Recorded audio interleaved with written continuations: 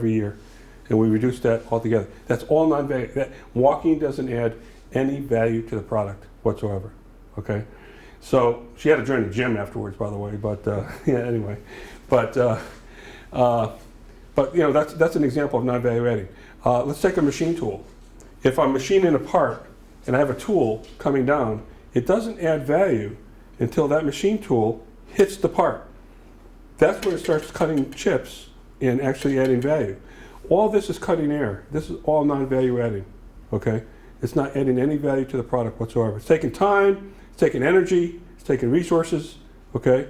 But it's not adding value until it hits the part, okay? So we look at it from a machine perspective, we look at it from a people perspective, trying to reduce reaching time and motion time of an operator. If they're sitting there and their parts are way up here and they have to reach up for the parts and bring them down and assemble the part and reach back up again, or tooling or whatever, okay, all that's non-value adding, okay? So we want to try to reduce that type of waste in the process. One of the biggest culprits in an administrative process of waste, and I'll talk about waste in a minute, but I'm talking about it now, I guess, but is wait time. When something has to wait, okay, you have a process. Let's take a recruiting process in a company, and you want to hire people. How much time? Oh, we have to wait for Charlie to get in. He's not in until next week, okay? Because is it home? Okay, we have to wait a week before Charlie comes in. Oh, and then you can't make the interview, so we're going to do it on Thursday instead of Tuesday. And there's wait time in the process. Okay, that's a big culprit, especially in administrative processes. Okay, so we look at that as all waste. All right, so we want to try to drive these wastes out. There are some business value-adding processes that we have to do based on regulation, regulatory requirements, and things like that. Because you can argue that SOX compliance, for example, add value to the customer? Probably not, okay? But you got to do it because you want to stay out of jail. So, so that's a business value-adding process. But even within value-adding processes, something that you said machining a part is value-adding, okay? There's parts of that value-adding process that are non-value-adding. Like I told you, like the tool going up and down, okay? So we want to try to drive that out. There is a study done by the Boston Consulting Group that basically said 95% of all processes are non-value added. 95%. Only 5% add value. And the world-class companies are at 93%. That's the difference. That 2% is the difference, okay? So we really want to drive that out. Machining the part, is that value added? Well, you could say it is, but again, there's aspects of it that aren't, right? Walking to the printer to pick up documents, non-value added, right? Getting specifications from the customer, you can probably argue that's value added, but there may be aspects of that that are non-value added. Okay, there could be wait time involved, there could be all kinds of things going on. So you look at your daily activities, just to give you an idea of the lean mindset, okay? I have a pill box about this big, okay? And I take all kinds of supplements. I see this doctor and he gives me all these supplements and vitamins and all kinds of fish oil and all kinds of ugly stuff. And so when I first started going to him, he gave me all these pills, and I was like, every day I'm opening up these pills, taking them out, and it took me like 5 minutes just to take my pills in the morning. That's ridiculous, So I said, I got to do something different here, because I actually calculated how many hours a year I was taking pills. And I did it 3 times a day, okay? So 15 minutes a day times 365 days a year comes out to 5 gazillion minutes, okay? In 5 gazillion hours. So I said, I got to do something different. So I bought this pill box, and I fill it up once a week, okay? So I fill it all up once a week, and now when I take my pills, I just open it up, and I take the pills out, and I pop them in my mouth, and I'm done, right? And it does take me about 10 minutes to fill the box, okay? But that's no big deal. So everybody says, well, that's really lean, Mark. You really made that lean, and you took out a lot of time. But what's even leaner than that? Is there a better process? How about if I ate right and didn't have to take the supplements, okay? That's true lean, okay? So there's always a way to improve, okay? There's always a way to get better. So So those are the kind of things you start looking at your daily life, how you cut your lawn, and what's the most economical way for me to cut my lawn? Do I go diagonal? Do I go straight? Do I do the border first? Do I do you start thinking about that. And you start thinking about those kind of things, and it starts getting into your blood, into your DNA. But one of my senseis, Mr. Nakao-san, he said to me, DeLuzio-san, he says, do not do Kaizen at home. Wife get very mad. So, and it's true, by the way. We talk about waste. I'll talk about muda in a minute, but muda is a Japanese word for waste. And I'll talk about those types of waste in a minute. But any activity that consumes resources while adding value. Then there's other forms of waste, mirror and mirror, unevenness and overburdening. These wastes usually come from policy, okay? They usually come from policy and management behavior. So for example, we have a sales policy in one of my clients that gives quarter-end discounts, okay? And 80% of their orders come in the last 3 weeks of the quarter, okay? Because customers get a price discount, and they know, and they train their customers as to how to order. That throws the plants into havoc, okay? Because they get all the orders all at once, okay? They're laying people off, they're hiring people, they got second shifts, they're taking off second shifts, and it's causing all kinds of consternation for the plants, okay? And it's all based on a policy, okay? All based on a sales policy. I actually had one client that took their people, they shut down manufacturing and shipped everybody over to their 1,000,000-square-foot warehouse, which is another problem in itself. But a 1,000,000-square-foot warehouse to ship product at the end of the quarter, okay? So these kind of wastes are management wastes, and these are more tactical wastes, okay? Here are the wastes, okay? Motion, transportation, overproduction, inventory, waiting, processing, defects, and what we call behavioral wastes. Okay, so we talked about a few of these already, but waste from motion, waste from transportation. Anytime you're moving a product, it doesn't add any value to the product, right? Motion, I talked about motion already. Inventory, that's a waste. All that is cash sitting there idle, which potentially can go obsolete, could be excess someday, and all that. Waste from processing. A lot of times we make a product and we have to rework it. Okay, it could happen in an administrative process. It could happen in a manufacturing process. Sometimes, for example, if we machine a part and it has a burr on it, then we have to deburr it. Okay, anytime you have to de something or re something, it's probably a bad thing. Okay, rework, deburr, okay, retool, whatever. It's probably a bad thing if it starts with a D or a re. Okay, and so we over processing or reprocessing is something that we want to be careful. So these are some of the wastes that we talk about when we drive out waste. And what we talk about is we have all of these problems in our company, which are represented by these rocks. And in order for us to not hit the rocks with our boat, we have excess inventory, excess manpower, excess equipment. That keeps us floating, but that's at high cost and we're not competitive. So to drive this, if we just took the inventory out and all the excess resources out, our boat would hit the rocks. So what we got to basically do as through lean is work on these rocks first and knock these rocks down. Then we can lower the water level and drive at a more efficient level. Okay, so that's the whole concept here that we're trying to look at. All right. Identify the value stream. This is a value stream. Basically, it's kind of a simple example, but it's talking about the flow of product down below, cutting, stamping, breaking, brake forming, and shipping. Okay, and the information flow up on top, starting with our customer, coming through production control.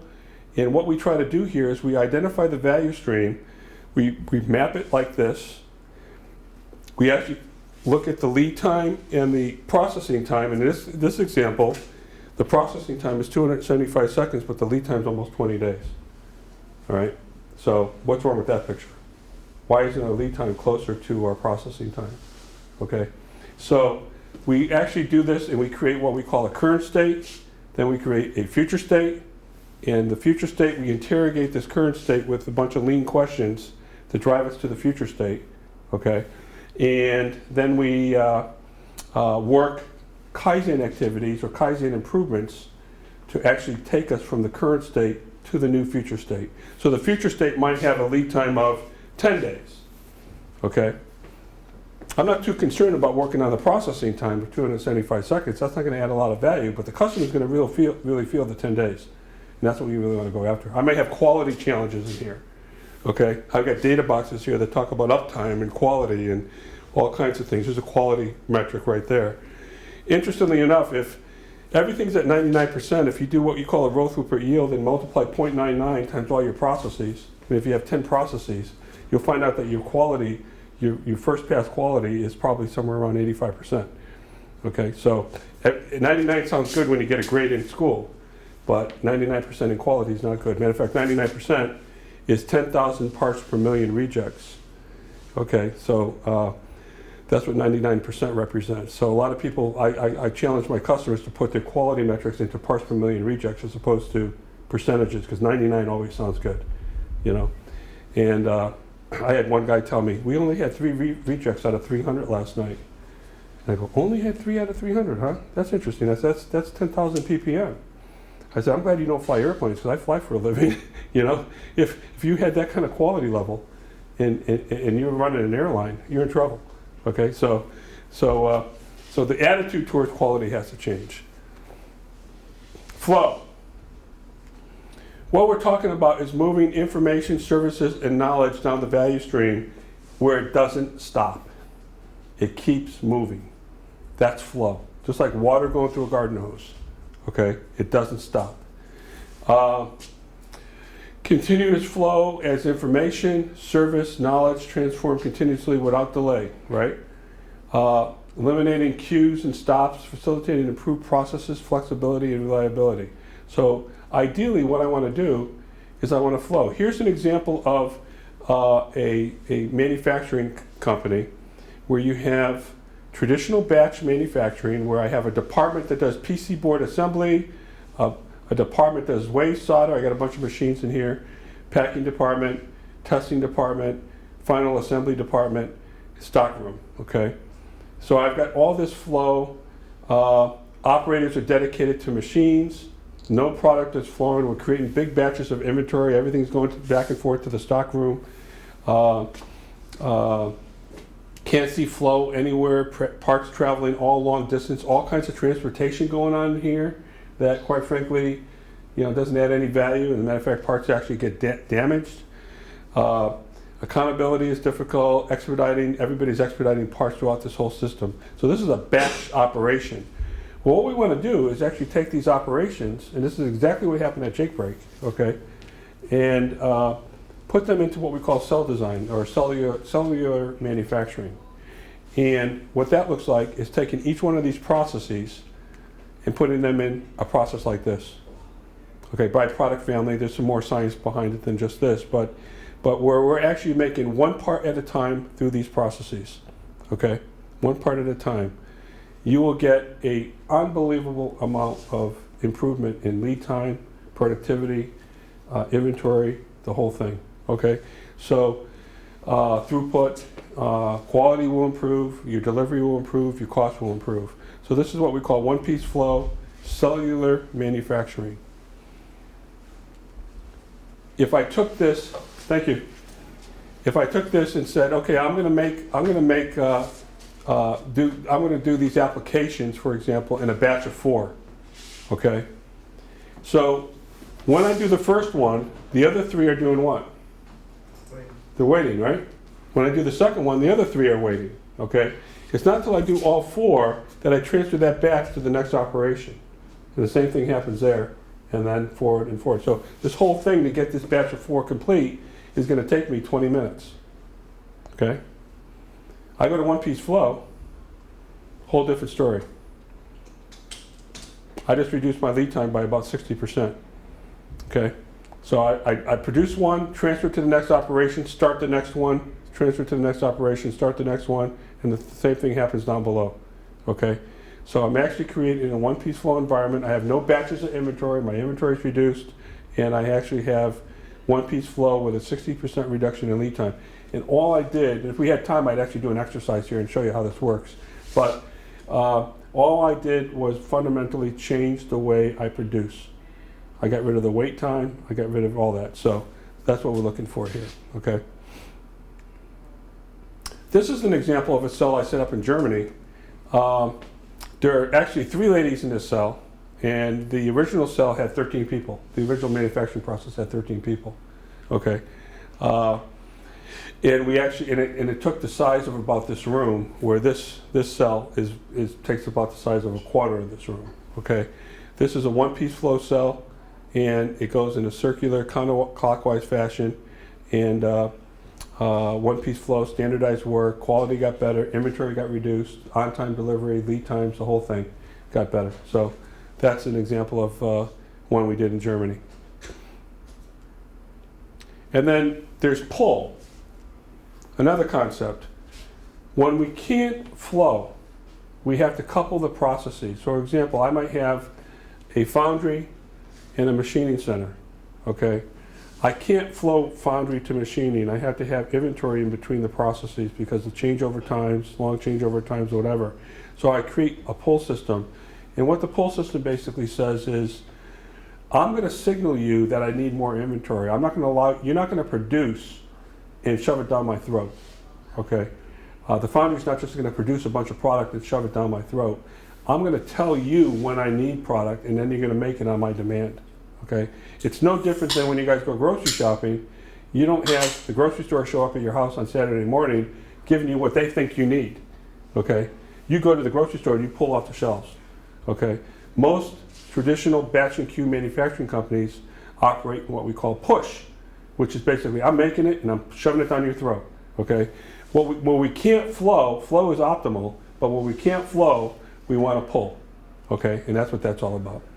So there's push systems, material pull systems. I'm not going to get into all this right now, but this is push versus pull. We want to stay away from push systems and stay with pull at minimum, flow optimal where we can flow.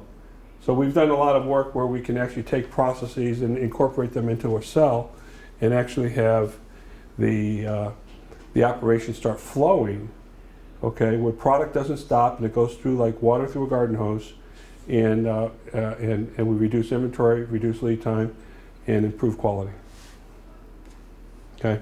And then of course there's perfection, which I'm still working towards. Continuous improvement never ends. Again, healthy dissatisfaction with the status quo. You're looking for that perfect process. You're never going to get it. You have to recognize that. But the pursuit of that perfect process is always something you want to go for. Okay. Kaizen process. Okay. Kaizen, continuous improvement mindset. Everything that we do today can be improved. Kaizen has no end. Okay. Standardize, expose and quantify problems, get to the root cause, implement solutions, and re-standardize again. That's the Kaizen cycle that we want to look at, okay? And again, Kaizen means, Kai means change, and Zen means for the good or for the better. And what is the Kaizen event? Is when people get together with lean tools, founded by a strategy, and everybody works on trying to improve a certain aspect of their business. Okay, it could happen, and we're probably going to do some Kaizen events when we do the AIPs on strategy, Ken. So you know, getting involved in actually making improvements could be an administrative process, could be a manufacturing process, could be anything that you want to shoot for. Okay, but that's and by the way, this is ground floor. The janitor, all the way up to the CEO, could participate in the Kaizen process. Okay.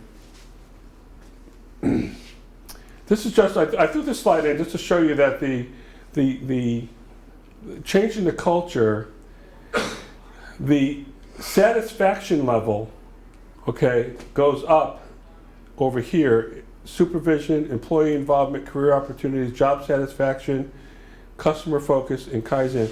The number, as the Kaizens increase, the job satisfaction, the customer focus of the organization, this was a study that was done.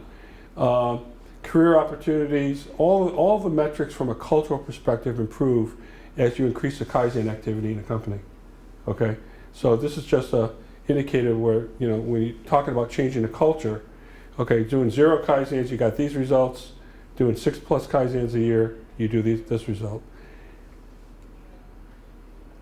These are some of the tools. I'm not going to take time tonight to talk about all the tools, but these are just some of the tools: visual management, making your problems visible; 5S, which is a housekeeping and organization tool; standardized work; Kanban; CDAC, cause and effect diagram with the addition of cards. I talked about Jidoka. There's also something called Pokeyoke. That sounds like a Japanese dance, but it's actually a Pokeyoke means mistake proof. Okay, we have Pokeyokes even in this room. You know, the wall plugs. You can only put the plug in one way, right? That's a Pokeyoke. So actually not allowing defects to happen at all in the process is a Pokeyoke. You guys probably see them in MIS, you know, right? When you have to type in your social security number. If you only type in 8 digits, it kicks out. It says it's not a valid number. That's a Pokeyoke. Okay, so the whole idea of foolproofing or mistake proofing is important. Single minute exchange to die I talked about earlier.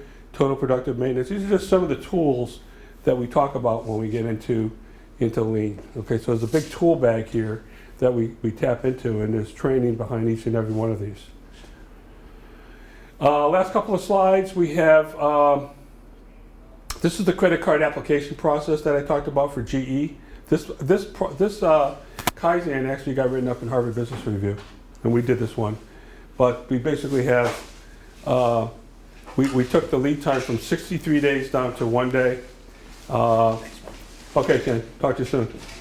44% increase in customer spend, 24% increase in approval closure rate. They realized an additional $260 million. What was happening is over the course of 63 days, okay, over the course of 63 days, we had customers going to other competitors for their credit card facility, and they were losing customers. When we got it done in 1 day, they couldn't go anywhere. So they actually increased their revenue $216 million in the first year. This was a big one for GE. This happens to be a manufacturing improvement where we eliminated 18,000 square feet of manufacturing space, inventory levels by $600,000, operated travel distance by 90%, delivery lead times by 6 days, which was a 43% improvement, and revenue is $1.2 million on one line alone. Okay, so this was actually going in and doing a Kaizen event on the manufacturing cycle time of a manufacturing product. And the last one I have here is this happens to be a hospital. It's patient wait capacity and patient wait time reduction, where we had new patients set up less than 10 minutes. Quality of the treatment went up 98%. Customer satisfaction went up 67%. And we reduced the number of forms that you had to fill out. How many times you go to the doctor and you have to fill out your name and address 500 times, right? It's the same information. Why are they asking for me, my name and my social security number? Isn't that crazy? You know, so we reduced that as well. So this is, it happened, it works in healthcare, it works in a number of different places. So, okay, so that's basically. Now a couple comments. When I got my MBA, I remember it was in 1990 when I got my MBA, and I just started going to Japan. And one of my professors said to me, you know, you missed a couple classes, Mark, where you been? And I said, well, I've been going to Japan studying the Toyota production system. And he was intrigued, you know, and my MBA concentration was in operations management. And we learned all the traditional operations management stuff, okay? All the batch and queue stuff, all the MRP and all that stuff. And they weren't teaching lean back then, okay?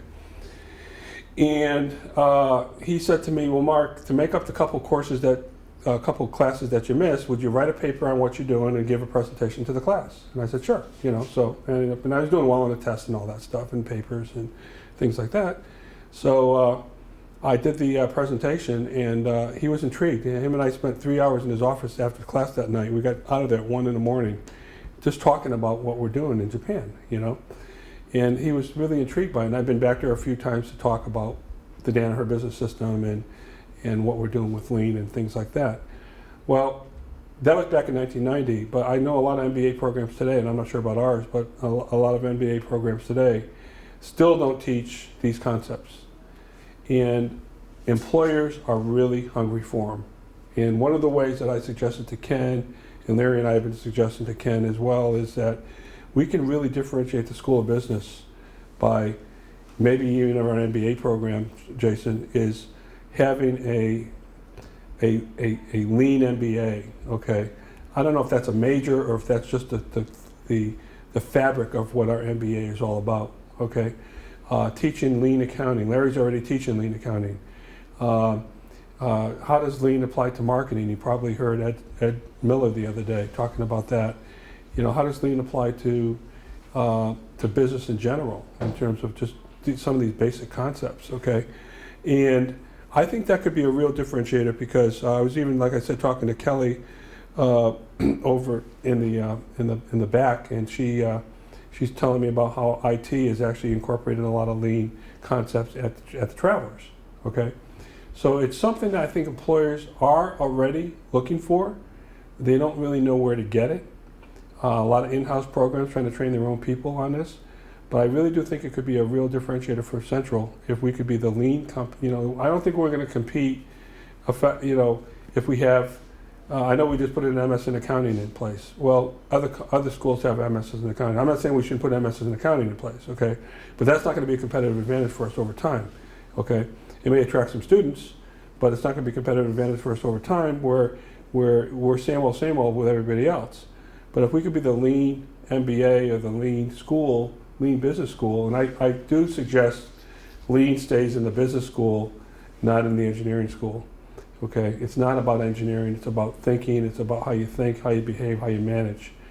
That's really important. There was also some conversation about, hey, we probably shouldn't call it lean. And I have a personal view on that. I really think that we're going to do our students a disservice if we don't, only from the respect that companies today know the term. It's very common in industry today. And if we call it something else, we're going to disguise what we're trying to do here as a school. And we'll do our students a disservice when they put it on a resume to say that we are now the breadbasket school, you know, instead of the lean school, okay? So just that's my opinion on that, and I don't know if you guys have a point of view on that or not, but I really do believe that we should keep the word lean. It does have some bad connotations, I will admit, because it has been abused in the marketplace. But for the most part, I think it would do ourselves a disservice if we change the name. So anyway, that's my pitch. Open it up to questions or comments or thoughts. Anybody? So that would be incorporated into other classes, or would it be classes in itself? I don't really know. Probably a combination of both. You know, I would think. I think you'd have a couple of lean courses that everybody would take, and then perhaps try to, over time, incorporate lean thinking into some of the curriculum that we have. You know, Jason? So it's a good question. Nat is a faculty member, but also a student in the MBA program. So I'm not sure if you know this, but lean is one of the learning objectives. So this is supposed to be one of the things that is central to our program. Yeah. And when we did an analysis of what's actually being taught in the classroom, in the core classes, the 531s, there was only one course, Tim, where it was introduced and nowhere else. So that's really sort of the central point of this is if we want to, really say that we're doing lean, then we have to actually do it. We can't have it in one class. We need to incorporate it throughout the curriculum. But that could take multiple forms. It could be that it's something that's introduced in each of the 531s. Ed last week talked about having it as a standalone as well, having a lean transformations course, I think is what he called it. He spoke mostly about marketing, but that was sort of the pitch that he made is, we should consider having sort of an additional, core class. But that's sort of the crux of the issue here is we said we're going to do this. I have yet to see anyone else come up with the same sort of, with a different distinguishing characteristic. Everyone agrees that we should distinguish ourselves. This is the idea that seems to have emerged. It's the only one that's, had any sort of passion behind it. So if we're going to do it, how do we do it? In the whole spirit of lean. One of the issues that I see is I see a tremendous weakness that can be turned into a strength. This is a new program. We still have a lot of growing pains. There's still a lot of improvements that we need to be making. If we can add some of these lean themes, we can try and bring that into the classroom. One of the things that I'm trying to do as the new, with this new course, and everybody else too, I hope would like to do this, is get the students thinking about, well, how can we improve the course? And that sort of continuous improvement type of philosophy, literally apply it within the course. I don't know if you noticed it, when I was trying to do that kind of stuff in the class, but I think that if we were all doing that, it would change the mindset of the students as they're going through. It's a good point. It's a real good point. I mean, one of the comments I made to Ken a while back was that if we're going to do lean in the MBA program or whatever, or in the bachelor program, whatever, we as a school have to operate in a lean fashion, which means our registration needs to be seamless, our transferring of students need to be seamless, all the administration that a student feels from a customer perspective needs to all be seamless. That would be their projects. What's that? That would be their projects in the MBA. Yeah, sure. Yeah, sure. Exactly. Who better to do that, right? And hey, thanks a lot. Okay. Okay, take care. Yeah, why not, right? Because but we have to operate. We have to walk the talk if we're going to do that. If we're going to teach lean, we got to be lean. Okay, and so we have to have the continue. Now we are starting that with strategy deployment, and that's a lean tool that we're using to deploy our strategy into processes and to make robust processes. I was just with Michael Gendron before the roundtable that we did today, and he was showing me some IT tools that we could use to process map some of our processes and things like that, which are fit right into this nicely, and so we gotta walk the talk if we're going to do this, So I remember one of our customers came to us and said, "You got to be lean," and I said, "Well, can I see some lean in your business?" And they weren't doing it. We got to be lean, but you're not lean. Okay, you're not walking the talk. Well, do we have to be lean before we launch the program? I don't think so. No, it's a journey. It's a journey. It's almost like saying I have to lose 50 pounds before I go on a diet. Okay, it doesn't work that way. You start the journey and you move forward and you make improvements going forward. So. And there are some places. I mean, the reason why Michael is looking into this software is he's teaching the business process modeling course Yep. in the MBA, and so one of the things that he and I have talked about is I've been moved over to the advising office is making the advising processes lean. Yep. And so he has his students this semester are going to be mapping out On a what project, actually yeah. happens in that office. Yep. Yep. Coming back with some recommendations for us. And the beauty about this is we can use even our annual improvement priorities. Some of these projects that we come up with and some of the tasks, we can actually have those be projects for students to work on. So we have more resources than we think we do, from that Of course, respect. One of the real challenges is it requires senior management buy-in. Yep. And in our case, each faculty member is they're their own senior manager, they're their I own understand. CEO. Yeah. And it takes a certain mindset